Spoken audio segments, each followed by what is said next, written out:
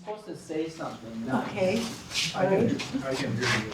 You're reflecting off the. Yeah, we're bouncing. This is actually kind of nice. This poem is one of Hardy's last poems. You would not have believed, after this had happened, well, even before this had happened, how dedicated he was to writing. He was writing constantly, and he was sending poems out, and like, just the other day, another one of his poems was accepted, and it's like this wonderful surprise I get.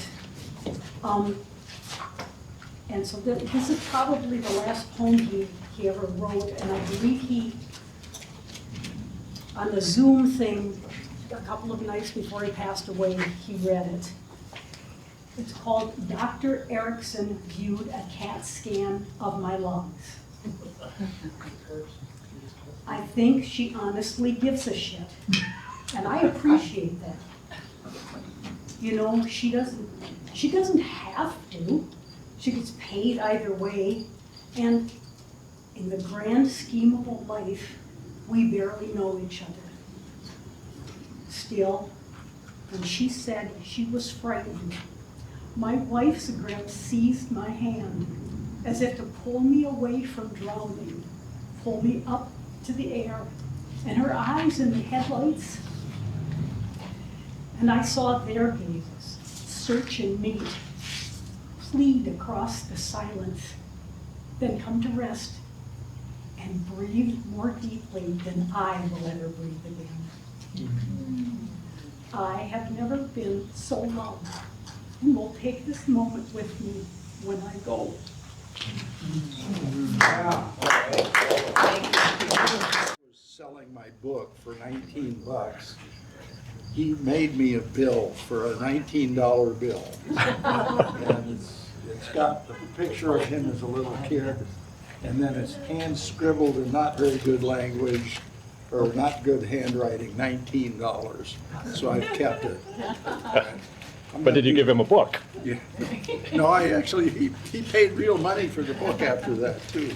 All right. All right, I'm going to read two poems. One is mine, and the other is from Don Marcus.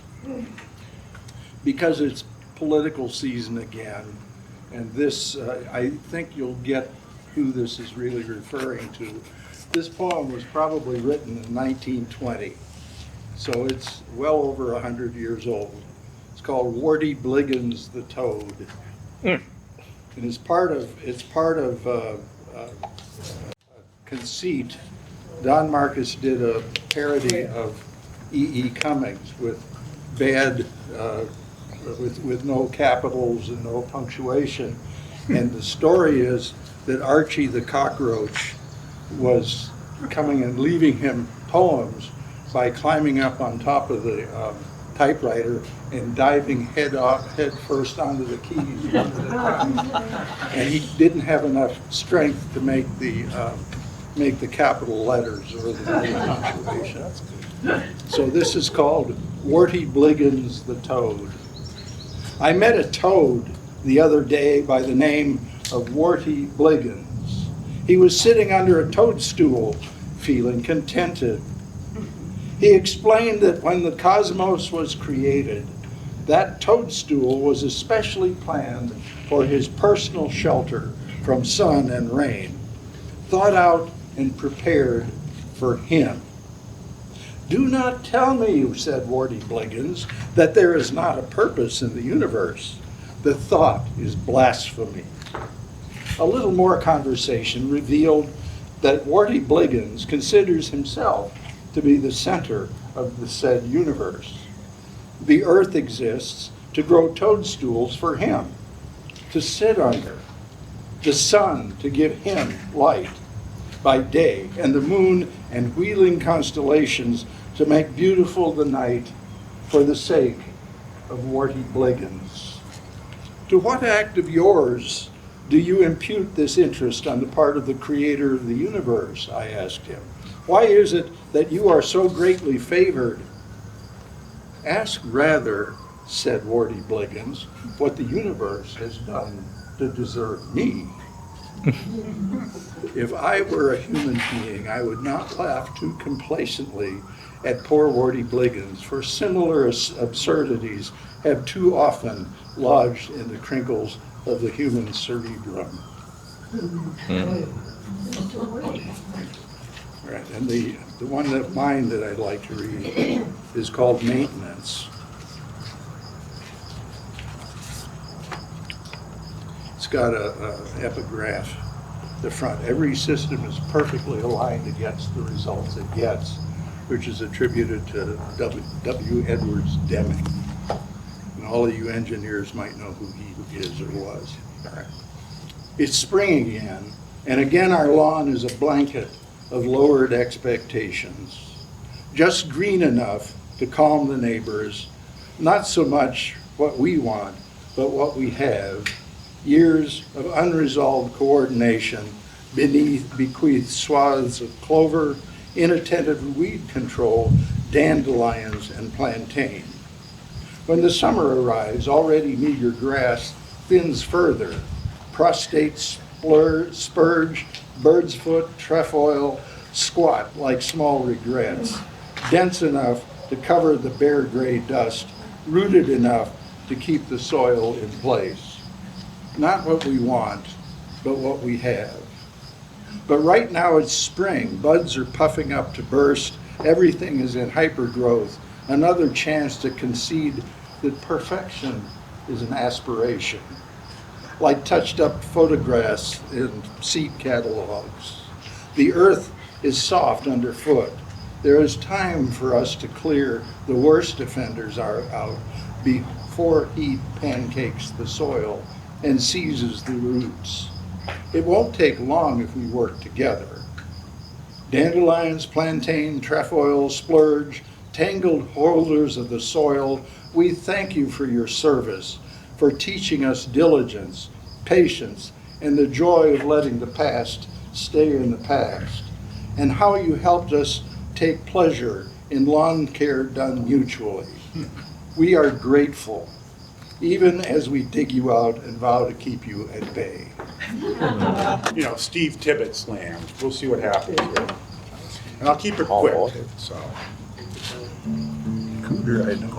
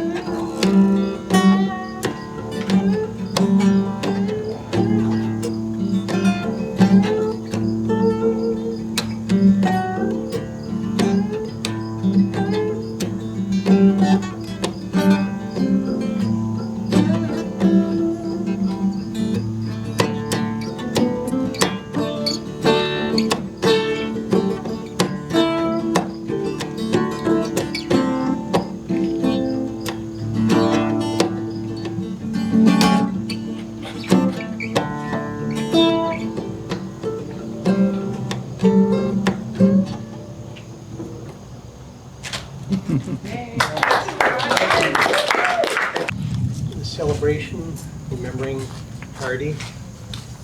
Pretty much to know Hardy was to like him. Thank you. And 2 poems I'm going to read.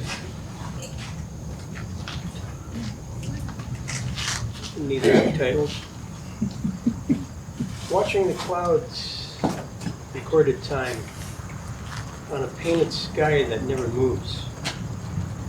The house across the street behind the fence-type edge of the patio is a gray that's almost black. It's going to be hot in the summer. 79 degrees today already on an April 13th. A friend's poetry book sits on the table, unread. I feel good for absolutely no reason. Just got done chatting with a bass player I just met. 6.5 sheets to the wind he was, but a heck of a nice guy. I'm glad it is Saturday. I wish every day was. We have to make our own Saturdays.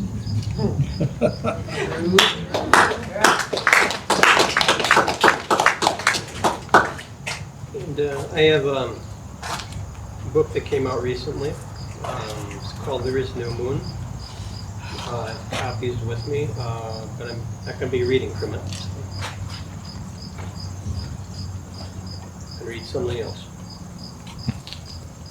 I wrote this on a visit to the MIA. The gray river landscape of Salomon von Rastiel hangs on the museum wall, rather small. It's a rainy ash-colored Saturday here in Minneapolis. The sky pretty much matches the sky in the painting. A Dutch master who lived his life in the 17th century seems to be saying something to me, but I'm not sure exactly what.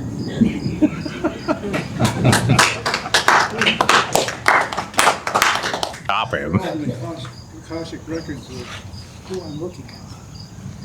Here's one by Hardy, A Road by Heart. Freight. By the time this rumination is delivered down the tracks, it will be gone just like a child. By the years in which she grows into another name, the toys that we played with are discarded with the commerce of our days. We'll have shipped the weight of innocence and debt to our cities back home and left the tariff hanging on an empty car full of dreamers, past due bills, and starlight for direction. Locomotives whistle. We cannot help but dance.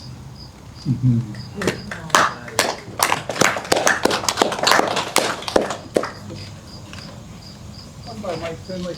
I don't have any by, we celebrated Mike's here a while back, and then before that, we celebrated, help me out, Maureen. Where are you? Oh, she's way over there. Anyway, it was McBride, Roy McBride. And that's when I met a few people that I decided, oh, what the heck, I'll try reading. Thank you, Mr. Railroad Man. What's worse, being smarmy like a smelly blanket, or snarky, like the miserly dude who wants to rake the big gold smarmy moon off Lake Erie? I'm tired of having to fake it. All the slick jokes, give me a snarky take on love's grand symphony. Waiting for the bluebird, the smarmiest of all birds, to whistle me safe from toxic blue-green algae blooms. It gets plenty stinky, I'll say. But put my rinky and ride blind to another junket. All my snark gone cheesy, and all my smarm skunky.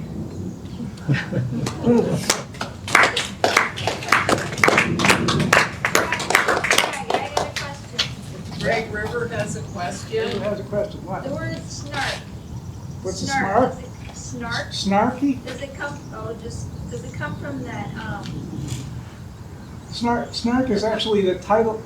Snark is a brand name for a tuning device for a guitar. Oh, In other words, if you're out of tune, the snark will remind you. But if you're a John Cage fan, it means good things, all right? Christine, it's the title of her poetry book. What was that? Could you say that again? I didn't quite hear. Christine Maltz, that's the title of her book. Snark, which is- Snarky something. Okay, since we're all getting older right now, I'll read one of my poems from Martin Luther. Rude. Older and marginalized, we can now be explorers. Preconceived notions of youth give us the perfect cover to clandestinely travel the planet. Of course, the two-edged sword of mind expansion means greater potential for individuation. You may think you're fixed in your ways, but don't believe everything you think. There's room for even you in this world if you give a damn to disbelieve. Stop your dying thoughts and work on enhancing your five senses. Smell the ground. It won't lie to you, it's teeming with life. Stand in the rain for a while just to feel the smell of it. In the garden, we see all of us growing, conversing, dancing in the breeze. This is in Dowling Garden when we had a garden. Bearing down on the soil in this prodigy. The young gardeners come with goals and leave with metaphors and stories, the real journey. Fear breeds fear, so stay in the moment that contains everything you need. The other moment contains all the stories. The third everything? It's a time we hear ticking, it's a blur of periods that have no point. Stay in the first everything for now and fear not the sudden rumors of time.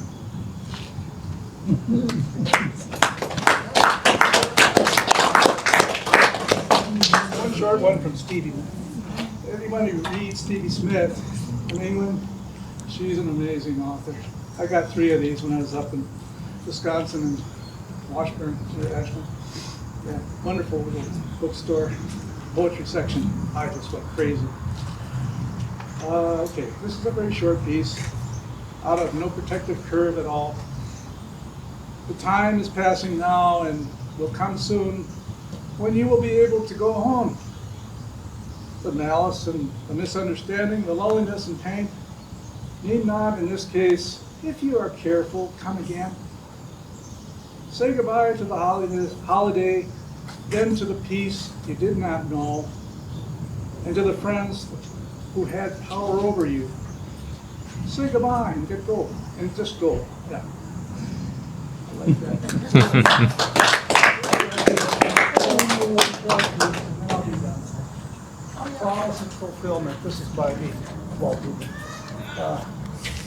What haphazard trip into my survival instincts. Do I wish to enhance my identity in a bookstore? That's how Amazon started. Does all the suffering in the world have me seeking distraction? It could, for some solid ground, it doesn't make my heart break. But today I seek a middle ground between Amazon fulfillment and getting loster and loster in some cause. A relief effort is part of my plan, but I chose solace today. Yet there is despair and disappointment as I bear down on finding solace, a baby not easily heard among all the other cries. It almost sounds like the laughter of a god. The jokes made during any big war, the darkness we have known with its pointy lights, my stars. Now comes the daybreak, and the hope hidden in those day-blind stars. Thank you. First off, about Hardy. He had a unique voice that I'll never forget. And he's the third poet that I know of note who's passed on. My first was Sid Gorman in Kyoto, who was my mentor. Then it was Mike Finley, and then Hardy. You know, these guys are irreplaceable. They may not make much of an impression in the wider world, but they made an impression on me. Hardy's simplicity, his to-the-pointness, you know, his poems had impact. You know, because as a guy he had impact. No, he left a lot of friends behind him, and I don't know what's a better tribute than that. So I have 4 poems that are all about Australia.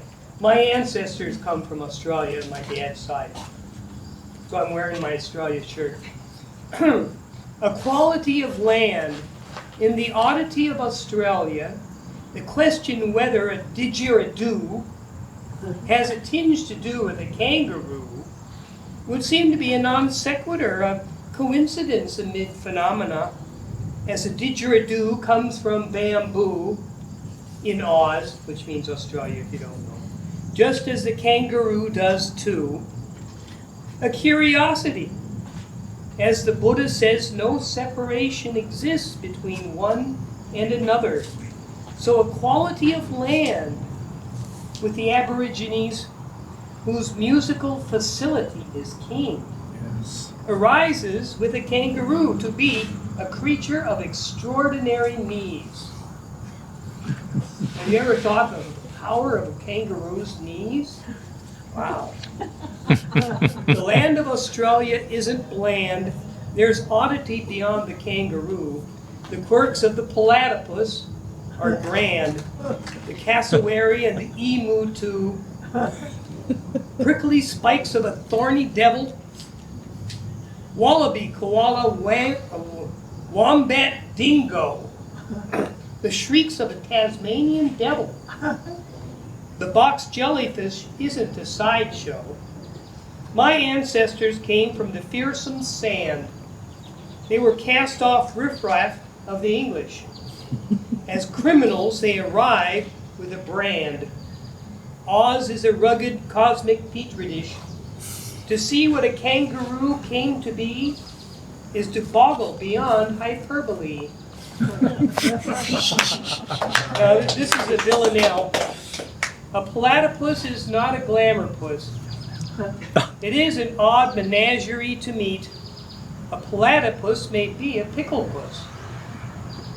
It is funny and also venomous.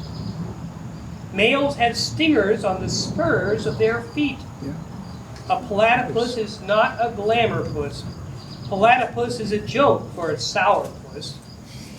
Electrical receptacle bill is neat.